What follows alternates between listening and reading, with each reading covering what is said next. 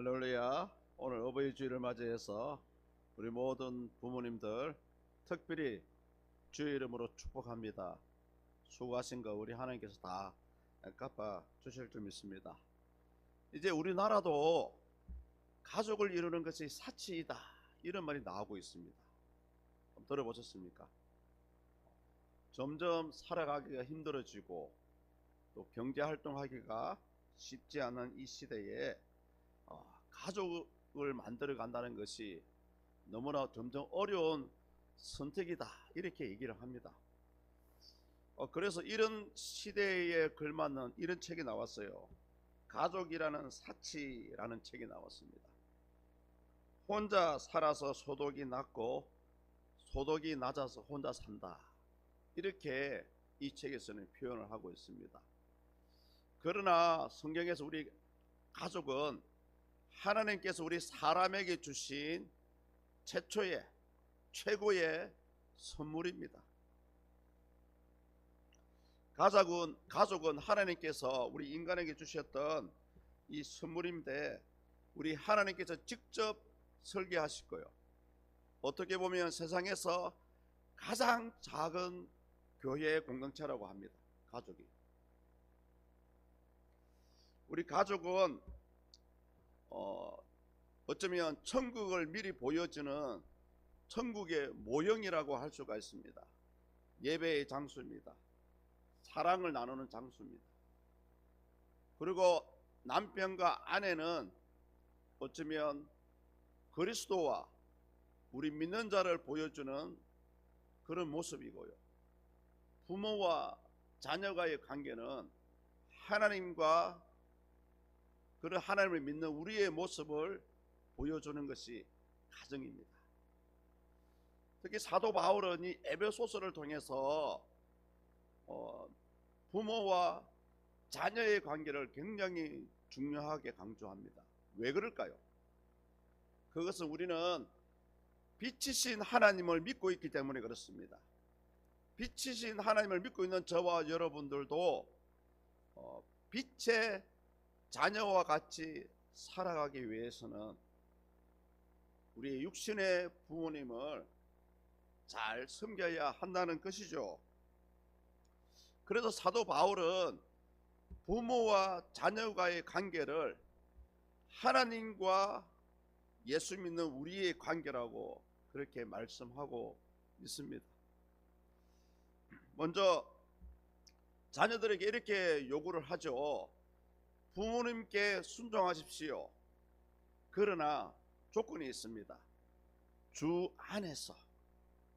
왜 하필이면 사도 바울은 그냥 일방적으로 부모의 말씀을 잘 들으라 하면 되는데 왜 주 안에서라는 그런 단서를 주었을까요? 이 부분에 대해서 어떤 신학자는 십계명에서 첫 번째 5계명이 하나님께서 부모에게 순종하라는 그런 명령을 주셨기 때문에 주 안에서 복종해야 된다, 이렇게 얘기를 하기도 합니다. 그리고 어떤 학자는 부모는 하나님이 자녀에게 주신 대리인이기 때문에 부모의 말씀을 들어야 된다, 이렇게 얘기하죠. 그러나 우리 성경에서는 뭐라고 할까요? 우리는 하나님을 아바 아버지라고 부릅니다. 그렇다면 육신의 아버지도, 육신의 부모님도, 육신의 어머니도 아버지라고 할 수가 있죠. 그렇기 때문에 특히 예수 믿는 분들은 하나님을 섬기듯이 육신의 부모님께 순종해야 된다는 거죠.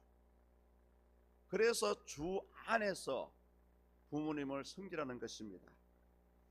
우리가 어떻게 보면 부모님을 섬기는 것이 단순히 윤리적인 문제라고 생각을 할 수가 있어요. 그러나 믿음 안에서는 오히려 이 영역을 더 뛰어넘습니다. 하나님과 나와의 이 영적인 관계를 순탄하게 이어주는 것이 눈에 보이는 부모님과의 관계 속에 이것이 더 중요한 역할을 한다는 거죠. 쉽게 표현해 보겠습니다. 눈에 보이는 육신의 부모님을 잘 못 섬기면서 눈에 보이지 않는 영적 아버지인 하나님을 어떻게 우리가 잘 섬길 수가 있겠습니까?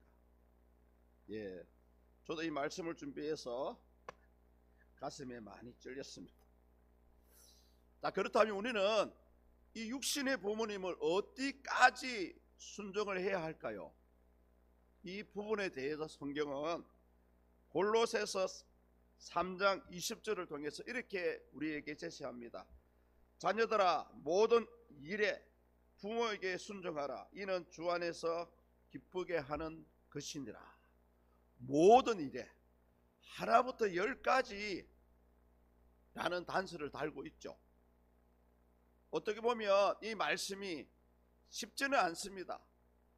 그런데 하나부터 열까지 육신의 부모님의 그 말씀에 순종할 것을 성경은 우리에게 얘기합니다. 때로는 부모님의 그 말씀과 명령이 또는 부모님의 훈계가 우리의 마음에 상처를 주기도 하고 우리가 생각하는 것과 다른 의견을 제시할 수도 있습니다.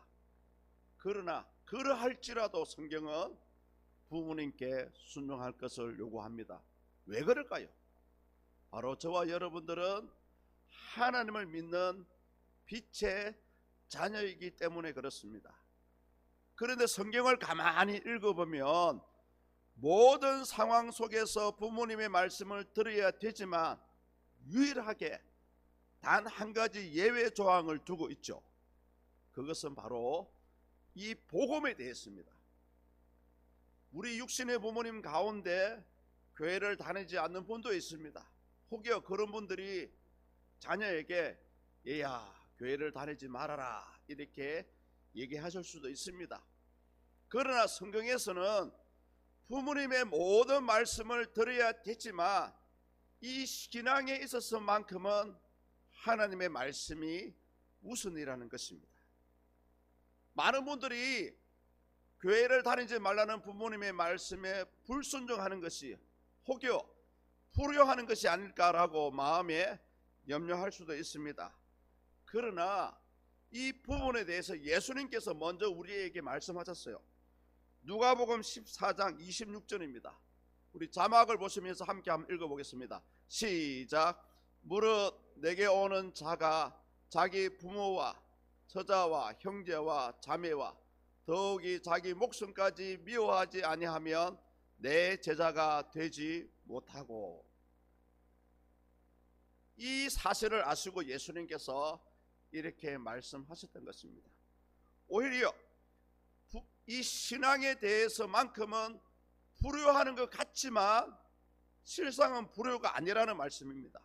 먼저는 우리의 영혼이 구원을 받고요, 다음으로 저와 여러분들의 믿음을 통해서 부모님을, 믿지 않는 부모님을 구원해 줄 수 있다는 것입니다. 어쩌면 그것이 세상에 다른 좋은 것을 드리고 맛있는 것을 사드리고 돈을 드리는 것보다 그것이 오히려 부모님의 영혼을 구원하는 것이 무엇으로 비교할 수 없는 값진 효도라고 할 수가 있습니다. 이 부분에 대해서는 대부분의 신학자들이 동의를 하고 있습니다. 사랑하는 성도님들, 부모님께 효도하십시오. 부모님을 전도하는 것 자체가 벌써 하나님께 또 육신의 부모에게 효도하는 것입니다. 그러면서 사도 바울이 이제는 부모님에 대해서 순종을 넘어서 공경하라고 얘기합니다. 공경하라. 본문 2절을 함께 읽습니다. 내 아버지와 어머니를 공경하라. 이것은 약속이 있는 첫 계명이니. 아멘. 순종을 넘어서 공경하라는 말씀을 하고 있죠. 예, 티마오라는 그런 의미를 가지고 있습니다. 이 헬라어로 이 티마오라는 단어는 부모님을 공경하는 것이 가치가 있다, 이런 의미를 가지고 있죠. 우리나라 말로는요, 우리의 마음으로부터 부모님을 존경하고 나에게 베푸신 그 사랑을 돌아보고 감사하는 마음으로 섬기는 것, 이것이 여러분 공경이라고 합니다. 설사 육신의 부모가 마음에 들지 않다고 할지라도 내 부모님이시기 때문에 사랑하고 존경한다는 거죠. 왜 부모를 공경해라고 하실까요? 성경에서는 하나님을 섬기듯이 부모님을 공경하고 부모님을 공경하는 것이 아울러 하나님을 섬기는 것이라는 것을 말씀하고 있기 때문에 그렇습니다. 그러면서 사도 바울은 이것이 약속이 있는 첫 계명이라는 거죠. 10계명을 보시면 1계명부터 4계명까지가 하나님께 대한 내용입니다. 그러나 5계명부터 10계명까지 10번째까지가 사람과의 관계 때문인데요. 가장 첫 번째로 나오는 계명이 바로 내 부모를 공경하라, 이 말씀이 나오지 않습니까? 그래서 사람으로서는 가장 앞서는 것이 이 첫 계명이 바로 부모님에 대한 공경이라는 것이죠. 이 첫 계명이라는 의미 자체가 아주 중요한 의미를 가지고 있다. 그리고 모든 일에서 가장 우선시 되는 일이다, 이렇게 얘기를 합니다. 그러면서 성경은 이렇게 부모에게 순종하고 공경하는 자에게는 반드시 상을 주신다고 말씀하고 있습니다. 그 내용이 3절에 나왔죠. 이로써 내가 잘되고 땅에서 장수하리라. 신명기서 5장 16절에 보면 이 말씀이 나옵니다. 제가 한번 읽어드려 보겠습니다. 너는 내 하나님 여호와께서 명령한 대로 내 부모를 공경하라. 그리하면 내 하나님 여호와가 내게 준 땅에서 내 생명이 길고 복을 누리리라. 아멘입니다. 성경은 분명하게 하나님을 섬기듯이 부모님을 섬겨야 되는데 이에 대해서 반드시 하나님은 복을 주신다는 말씀을 하고 있습니다. 형통의 길을 주신다고 특별히 말씀을 하고 있죠. 왜 이런 형통을 주실까요? 부모님을 순종하고 공경하는 것이 바로 하나님의 영광을 드러내는 길이기 때문에 그렇습니다. 이 내용이 보면 시편 1편 3절에 보면 이 내용이 그대로 나와요. 그는 시냇가에 심은 나무가 철을 따라 열매를 맺으며 그 잎사귀가 마르지 아니함 같으니 그가 하는 모든 일이 다 형통하리로다. 우리가 일반적으로요, 불신자들의 시각에 봤을 때 교회를 다니는 사람에 대해서는 굉장히 냉철하게 바라보고요, 우리가 어떻게 살아가는지를 안 보는 것 같은데 유심히 잘 보고 있습니다. 교회를 다닌다 하면서 하나님을 믿는다 하면서 육신의 부모를 소홀히 한다면 이 불신자들의 시각에서는 어떻게 보겠습니까? 돌아서서 나쁜 말을 하겠죠. 좀 우리가 그런 용어가 있잖아요. 호로 시작하는 용어, 호땡 자식. 예. 그래서 우리는 눈에 보이지 않는 하나님을 섬기는 마음으로 눈에 보이는 육신의 부모님을 섬겨야 할 것입니다. 그러면서 특히 이 장수의 길을 주신다고 얘기합니다. 일반적으로요, 우리가 통상적입니다. 통상적으로 신앙생활 잘 하시고 또 믿음 생활 잘 하시고 교회를 돌아보시고 또 육신의 부모님을 잘 섬기는 자들을 보면 대부분 장수하시는 분들을 많이 봅니다. 특히 하나님께서 이 장수의 복을 주시는 이유가 있습니다. 과거 유대인들 같은 경우는 부모에게 불순종하는 이 문제에 대해서는 가족의 문제를 넘어서 한 공동체에서 그 문제에 대해서 결정을 내렸다고 합니다. 특별히 신명기서 21장에 보면 부모에게 불순종하는 자에게는 마을 사람들이 모였어요. 돌을 들고 쳐 죽였다는 내용이 나옵니다. 그만큼 우리가 부모님에게 순종해야 되는 이유가 이 신앙과 아주 깊게 연결되어 있기 때문에 그렇습니다. 그래서 우리는 하나님이 말씀에 순종한다며 그 말씀 속에 부모님께 순종해야 된다는 말씀이 아울러 들어가 있다는 거죠.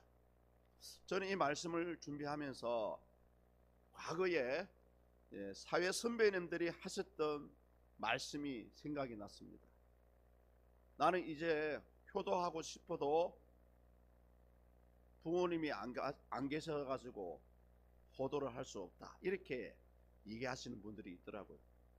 그래서 우리 사랑하는 성도님들, 혹여 육신의 부모님이 계실 때에 늘 잘하라고 말씀을 드릴 수는 없지만, 그래도 육신의 부모님이 계실 때에 우리가 할 수 있는 부분을 최선을 다해서 그분들을 섬겼으면 좋겠습니다.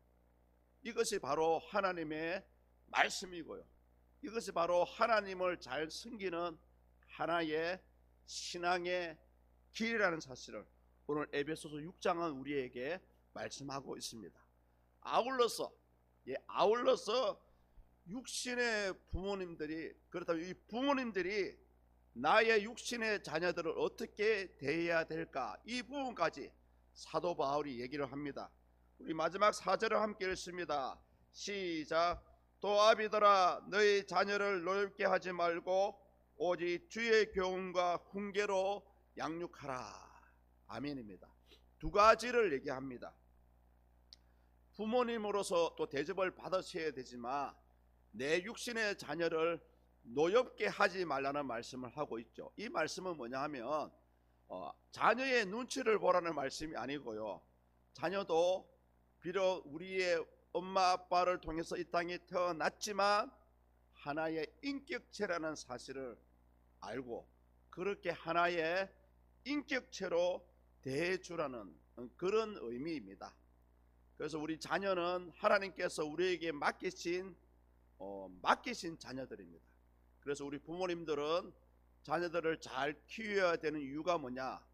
청지기로서 하나님께서 나에게 맡겨주시기 때문에 자녀들을 잘 키워야 된다는 말씀입니다. 사실 유대 사회는 굉장히 철저한 가부장적 사회입니다. 우리나라보다 더 심해요. 한마디로요, 아빠의 말씀이 곧 법입니다. 우리 과거 60년대 70년대 그랬죠. 아버지의 말씀 한마디에 온 가족이 벌벌 떨고. 그런데 유대 사회는 우리나라보다 더 심했다고 합니다. 아버지의 말씀 한마디에 자녀의 생명이 왔다 갔다 할 정도로 그렇게 폐쇄적이고 가부장적 사회가 유대 사회였습니다. 그러나 성경에서 그런 사회를 통해서 보고 하나님께서는 자녀를 학대하지 말라는 의미로 그렇게 노엽게 하지 말라, 이 말씀을 주신 것 같습니다. 그러면서 이제 이어서 뭐라고 얘기합니까? 주의 교훈과 훈계로 자녀들을 가르쳐라. 많은 분들이 이 말씀을 통해서 무조건 사랑으로 자녀를 대해야 된다, 이렇게 주장하시는 분이 있습니다. 맞아요. 틀린 말씀은 아닙니다.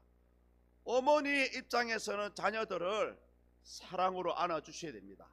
그러나 아버지 입장에서 혹여 자녀가 잘못된 길로 갈 때에는 그때는 하나님의 교훈이 필요한데요.